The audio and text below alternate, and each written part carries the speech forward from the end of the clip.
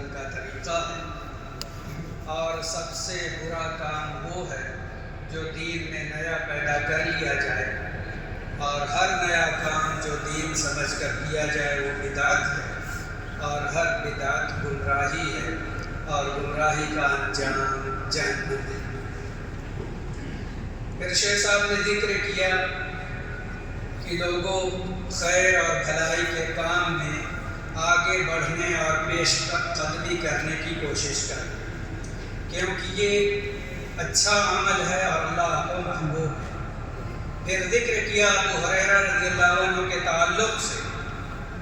کہ ابو ہریرہ رضی اللہ عنہ سے نبی صلی اللہ علیہ وسلم نے پوچھا،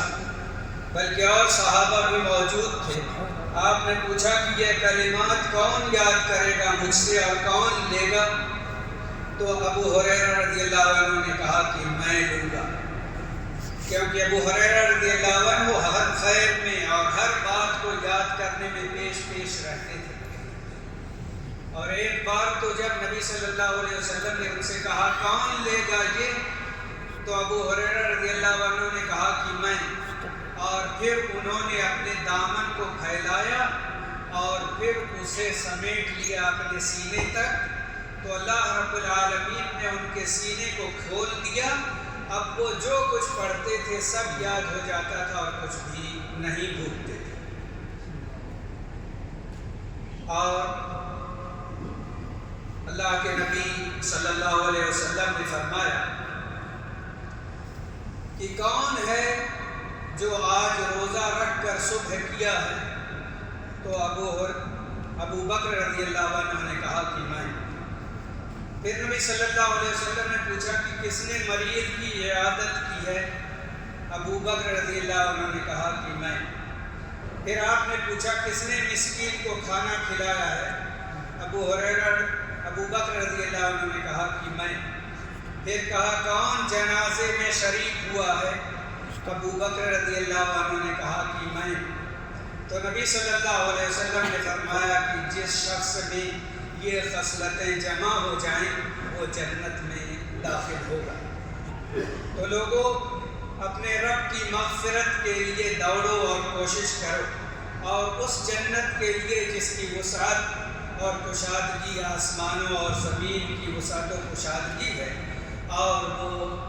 متقیوں کے لیے بنائی گئی۔ اور موسیٰ علیہ السلام نے کہا تھا وَعَجِبْتُ إِلَيْكَ رَبِّ لِتَرْضَىٰ، میں جلدی کیا اے اللہ تیری طرف آنے میں تاکہ تو مجھ سے راضی اور خوش ہو جائے۔ تو اللہ کی طرف آگے بڑھو تاکہ اللہ خوش ہو جائے، اور یہی مطلوب ہے کہ بندہ اپنے رب کی طرف جانے میں دیر نہ کرے۔ اور نبی صلی اللہ علیہ وسلم نے فرمایا کہ کون مجھ سے یہ 5 خصلتیں لے گا اور وہ اس پر عمل کرے گا یا کسی کو سکھائے گا تاکہ دوسرا اس پر عمل کرے۔ تو ابو ہریرہ رضی اللہ عنہ نے کہا کہ میں اے اللہ کے رسول صلی اللہ علیہ وسلم۔ تو نبی صلی اللہ علیہ وسلم نے ان کا ہاتھ پکڑا اور 5 چیزیں ان کو سکھائیں اور کہا اتق المحارم تکن عابد الناس، تم حرام چیزوں سے بچتے رہو تو سب سے بڑے عبادت گزار بن جاؤ گے۔ وَارْضَ بِمَا قَسَمَ اللَّهُ لَكَ تَكُنْ أَغْنَى النَّاسِ، اور اللہ نے جو تمہارے لیے لکھ دیا ہے اس سے راضی ہو جاؤ، جو تمہاری قسمت میں لکھ دیا ہے اس سے راضی ہو جاؤ تو تم سب سے بڑے مالدار ہو جاؤ گے۔ وَأَحْسِنْ إِلَىٰ جَارِكَ تَكُنْ مُؤْمِنًا، اور اپنے پڑوسی کے ساتھ احسان کرو تو تم اچھے مومن بن جاؤ گے۔ وَأَحِبَّ لِلنَّاسِ مَا تُحِبُّ لِنَفْسِكَ تَكُنْ مُسْلِمًا، اور تم لوگوں کے لیے وہی چیز پسند کرو جو تم اپنے لیے پسند کرتے ہو، تب تم مسلمان رہو گے۔ وَلَا تُكْثِرِ الضَّحِكَ فَإِنَّ كَثْرَةَ الضَّحِكِ تُمِيتُ الْقَلْبَ، اور زیادہ نہ ہنسا کرو کیونکہ زیادہ ہنسنے سے دل مردہ ہو جاتا ہے۔ تو یہ روایت شیخ صاحب نے ذکر کی اور کہا کہ دیکھو نبی صلی اللہ علیہ وسلم نے 5 خصلتیں بتائیں ان خصلتوں کو اختیار کرنے کی ضرورت، اور کہا کہ بچوں کی تربیت کیا کرو اور دھیرے دھیرے تھوڑا تھوڑا انہیں سکھاؤ، ایک بار بھی انہیں اچھا بنانے کی کوشش کرو گے تو وہ سب ہضم نہیں کر پائیں گے اور ان کے لیے مشکل ہوگا۔ کیا آپ نے سنا نہیں کہ اللہ کے نبی صلی اللہ علیہ وسلم نصیحت کرنی ہوتی تھی تو وقت دیکھتے تھے کہ کب نصیحت کرنا مناسب ہے، تو جب وقت مناسب رہتا تو آپ نصیحت کرتے، ورنہ آپ رکے رہتے تھے۔ اسی لیے بالعموم ہفتے میں ایک بار نصیحت اور وصیت کیا کرتے تھے۔ تو اللہ سے ڈرو، جو شخص اللہ سے ڈرتا ہے تو اللہ تعالیٰ ہر شخص کو اس سے ڈرا دیتا ہے، لیکن جو غیر اللہ سے ڈرتا ہے تو پھر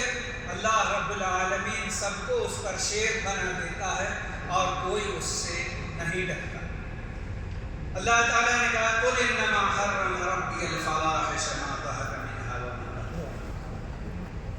اے نبی کہہ دیجئے کہ اللہ تعالیٰ نے حرام کر دیا ہے، میرے رب نے حرام کر دیا ہے فحش کاری اور فحش باتوں کو، چاہے وہ کھلی ہوئی ہو یا چھپی ہوئی ہو، وَالْإِثْمُ وَالْبَغْيَ بِغَيْرِ الْحَقِّ، اور گناہ کے کاموں کو اور لوگوں کے ساتھ زیادتی کرنے کو،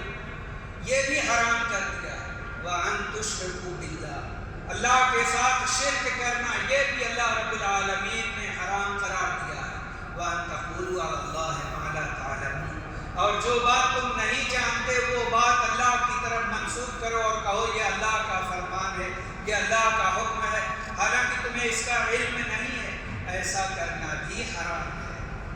یعنی کوئی دین کی بات نہ بتاؤ یہ کہہ کر کے کہ یہ اللہ کی بات ہے، یہ رسول کی بات ہے، یہ اسلام کی بات ہے، جب تک تمہیں تاکیدی علم اس کا نہ ہو جائے۔ لہذا ضروری ہے کہ اللہ تعالیٰ نے جو ہمارے لیے لکھ دیا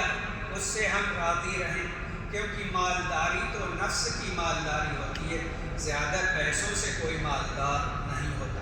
اور ہمیشہ اپنے سے نیچے شخص کو دیکھو تب تم اللہ کا شکر ادا کر سکو گے، اپنے سے اوپر کے شخص کو دیکھو گے تو تمہارے لیے زندگی گزارنا مشکل ہوگا اور تم شکر گزاری نہیں بلکہ یہ سوچو گے کہ اس کو ملا اور مجھے کیوں نہیں ملا، اس لیے اپنے سے اوپر والوں کو دیکھنے کی ضرورت نہیں۔ پھر شیخ صاحب نے ذکر کیا کہ اگر ابن آدم یہ جان لے کہ اللہ تعالیٰ نے اس کے لیے کیا رزق لکھا ہے اور وہ اسے ضرور ملے گا، ویسے ہی ملے گا جس طریقے سے کسی شخص کے لیے موت کا آنا لازم اور موت ضروری آئے گی، اور وہ ایسا نہیں ہو سکتا کہ وقت آ جائے اور موت نہ آئے، ویسے ہی جتنی روزی لکھی ہے وہ ضرور مل کر رہے گی چاہے تم اس سے بھاگتے ہیں۔ اس لیے اس کے بارے میں پریشان ہو کر کے حرام اور غلط اور ناجائز طریقے سے حاصل کرنے کی کوشش مت کرو، اور پڑوسیوں کے ساتھ اس نے سلوک کرنے کی تو دین اسلام نے بڑی تاکید کی ہے، یہاں تک کہ صحابہ کہتے ہیں کہ ایسا محسوس ہوتا تھا کہ ان کو بھی وراثت میں نبی صلی اللہ علیہ وسلم حصہ دلاتے ہیں، اور انسان جو اپنے لیے پسند کرتا ہے وہی اپنے بھائی کے لیے بھی پسند کرے، تب حقیقت میں یہ سچا مسلم ہے۔ تو مسلمان اپنے لیے جو بھلائی چاہتا ہے وہی اپنے بھائیوں کے لیے بھی چاہتا ہے، اور حدیث کے آخر میں بیان کیا کہ زیادہ مت ہنسا کرو کیونکہ اس سے دل مردہ ہو جاتا ہے، اور حقیقت یہ ہے کہ اللہ سے ڈرنے والا، اللہ پر ایمان رکھنے والا، جنت اور جہنم پر یقین رکھنے والا، اس کو زیادہ ہنسنے کی فرصت نہیں، اس کو تو اللہ کے ذکر، اس کی عبادت، قرآن کی تلاوت، خیر کے کلمات اور خیر کی باتیں کہنے، پڑھنے اور اس پر عمل کرنے کی فرصت ہوتی ہے، باقی چیزوں کی نہیں۔ اس لیے ہمیں دین سے گہری محبت اور تعلق رکھنا چاہیے اور اسلامی تعلیمات پر عمل کرنا چاہیے۔ اللہ کا شکر، صلی اللہ علیہ وسلم۔